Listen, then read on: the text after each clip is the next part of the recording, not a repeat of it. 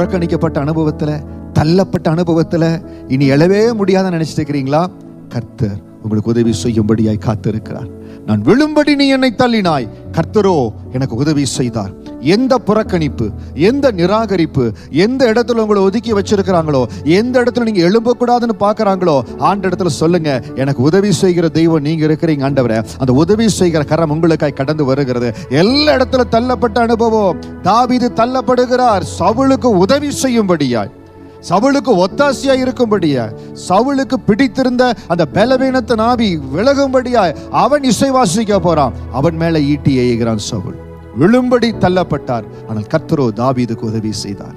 இன்றைக்கு தாவீதின் தேவன் உங்களுடைய தேவனா இருக்கிறார். எந்த இடத்துல உங்களுக்கு துரோகம் இழைக்கப்பட்டிருக்கிறது, எந்த இடத்துல நீங்க தள்ளப்பட்டிருக்கிறீங்க, வேலையில எந்த இடத்துல முன்னேற முடியாதபடி உங்களை அழுத்த பாக்குறாங்க, கர்த்தருடைய உதவி உங்களுக்காய் கடந்து வருது. நீங்க கஷ்டமே பட வேண்டாம்.